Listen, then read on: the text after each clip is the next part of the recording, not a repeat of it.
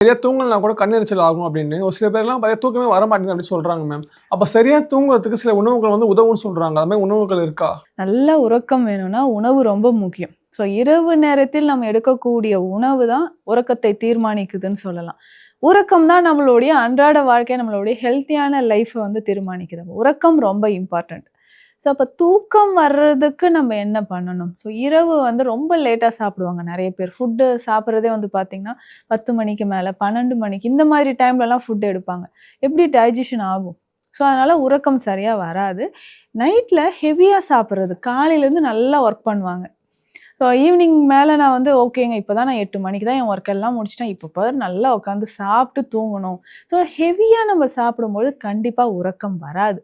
இரவு உணவு வந்து ரொம்ப லைட் ஃபுட்டா இருக்கணும். ஈஸியா டைஜஷன் ஆகுற மாதிரி இருக்கணும். ஸோ ஆவியில் வேக வைத்த உணவுகளோ, ஸோ ஈஸியா நம்ம வந்து டைஜஷன் ஆகுற மாதிரி உணவுகள எடுக்கும்போது கொஞ்சம் கொஞ்சமாக நமக்கு உறக்கம் வரும். ஸோ இதுவே ஒரு சிலருக்கு வந்து பார்த்தோம்னா, ரொம்ப நேரம் தூக்கம் வரல. சரி கொஞ்ச நேரம் மொபைல் பார்க்கலாம் அப்படின்ட்டு பார்ப்பாங்க. ஸோ அதுவே என்ன ஆகும்னா, இன்னும் கொஞ்சம் நேரம் தூக்கம் வராம அப்படியே மிட் நைட் வரைக்குமே போயிடும். ஸோ இந்த மாரி உறக்கம் வருவதற்கு உணவு ரொம்ப முக்கியம். ஸோ இரவு நம்ம தூங்கும்போது கொஞ்சம் பால் குடிச்சு சுக்கு பால் குடிக்கலாம். மஞ்சள் சேர்த்த பால் குடிக்கலாம். அஸ்வகந்தா பொடி சேர்த்தோ, இல்ல சதாவரி அப்படின்னு சொல்லக்கூடிய தண்ணீர் விட்டான். ஸோ இந்த சூரணங்கள் ஏதாவது ஒன்று ஒரு 1/2 ஸ்பூன் அளவுக்கு பால்ல சேர்த்து குடிச்சாலும் நமக்கு ஒரு ஆழ்ந்த உறக்கம் வரும். அப்போ உணவு முறை ரொம்ப இம்பார்ட்டன்ட். ரொம்ப வந்து ஸ்பைசியா இல்லாம, அசைவ உணவுகள தவிர்த்துட்டு, ரொம்ப எண்ணெய் சார்ந்த உணவுகள் இல்லாம ஈஸியா டைஜஷன் ஆகுற ஃபுட் வந்து சாப்பிடணும்.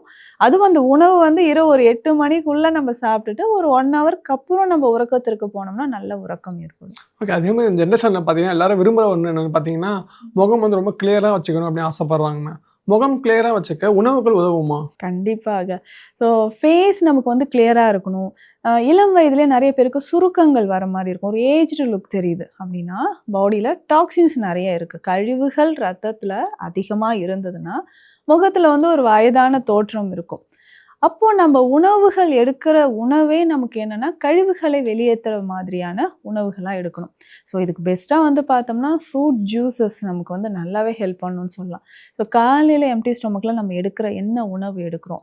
ஸோ எம்ப்டி ஸ்டொமக்ல எடுக்கிற உணவு தான் நம்மளுடைய உடல் ஆரோக்கியத்தை தீர்மானிக்குது.